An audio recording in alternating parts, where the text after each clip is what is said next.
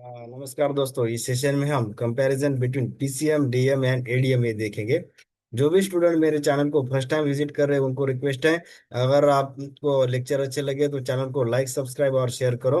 तो जो भी हमारी कम्युनिकेशन इंजीनियरिंग जो भी सब्जेक्ट है उसके मेरी चैनल पे आप देखे, आप चैनल पे प्लेलिस्ट में जाके आप सभी लेक्चर देख सकते हैं, उसका एडवांटेज ले सकते हैं। लेक्चर एकदम आसान लैंग्वेज में है, आपको कोई भी दिक्कत नहीं आ जाएगी। तो without wastage of time we start the PCM DM and ADM. अरे पीसीएम मिस होता है pulse code modulation, DM miss होता है डेल्टा मॉड्यूलेशन और एडीएम मिस होता है एडाप्टिव डेल्टा मॉड्यूलेशन। बहुत सारे यूनिवर्सिटी के इसमें क्वेश्चन आता है कि comparison between PCM DM and ADM, तीनों का कंपैरिजन क्या होता है, उसके तीनों में क्या डिफरेंस होता है, ऐसा क्वेश्चन बहुत बार दिखता है। अभी देखो कि पीसीएम पीसीएम क्या होता है, पल्स कोड मॉड्यूलेशन। अभी फर्स्ट पॉइंट उसमें से देखेंगे हम, ट्रांसमिट 2 4 6 8 16 बिट्स पर सेकंड ऐसे होते हैं। लेकिन यहाँ पे डेल्टा मॉड्यूलेशन और adaptive delta modulation transmit only 1 bit पर सैंपल, एक सैंपल में एक ही बिट ट्रांसमिट होता है। यहाँ पे भी ट्रांसमिट ओनली 1 बिट पर सैंपल, लेकिन यहाँ पे ऐसा नहीं होता कि पीसीएम में 2 4 6 8 16 ऐसे बिट पर सैंपल आप सेंड कर सकते हैं।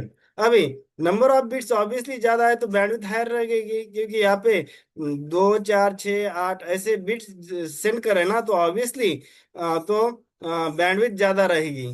तो यहाँ पे लोअर बैंडविड्थ रहेगा, यहाँ पे भी लोअर। अभी ये ऊपर का एक नंबर का पॉइंट अगर आप याद रखेंगे तो ये नीचे का पॉइंट आपको मेमोराइज करने की जरूरत नहीं, क्योंकि नंबर ऑफ बिट्स बढ़ेंगे तो ऑब्वियसली बैंडविड्थ ज्यादा लगेगी। यहाँ पे ओनली 1 बिट पर सैंपल होता है, इसलिए बैंडविड्थ कम रहेगी, और यहाँ पे भी बैंडविड्थ कम रहेगी। ये आपको कुछ भी मेमोराइज करने की जरूरत नहीं है।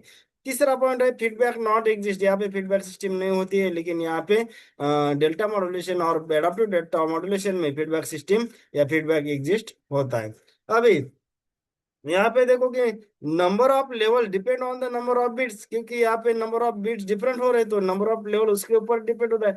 यहाँ पे स्टेप साइज फिक्स होती है, क्योंकि एक और यहाँ पे स्टेप साइज वेरिएबल होती है एडाप्टिव डेल्टा मॉड्यूलेशन में, और डेल्टा मॉड्यूलेशन में स्टेप साइज ही हमेशा फिक्स होती है। अभी quantization noise is present PCM में, पल्स कोड मॉड्यूलेशन में क्वांटाइजेशन नॉइज प्रेजेंट होता है। यहाँ पे दो प्रकार के नॉइज होते हैं, एक होता है स्लोप ओवरलोड डिस्टॉर्शन और दूसरा होता है ग्रैनुलर नॉइज, या फिर स्लोप ओवरलोड डिस्टॉर्शन भी बोल सकते हैं आप। स्लोप ओवरलोड या फिर slope overload distortion and granular noise is present in delta modulation. और यहाँ पे slope overload and granular noise is reduces, क्योंकि यहाँ पे स्टेप साइज वेरी हो रहे हैं, उस वजह से यहाँ पे स्लोप ओवरलोड और ग्रैनुलर नॉइज ये थोड़े रिड्यूस होते देखते हैं। अभी ये सिस्टम कॉम्प्लेक्स है, क्योंकि नंबर ऑफ जो क्योंकि क्या हो रहा है यहाँ पे कि जो पर सैंपल नंबर ऑफ बिट ज्यादा है तो सिस्टम भी थोड़ी सी कॉम्प्लेक्स हो जाएंगे। यहाँ पे ट्रांसमिट ओनली 1 बिट पर सैंपल, इसकी वजह से वहाँ पे सिंपल सिस्टम है, ये भी थोड़ी सिंपल सिस्टम है, क्योंकि ओनली 1 बिट पर सैंपल ट्रांसमिट कर रहे हैं।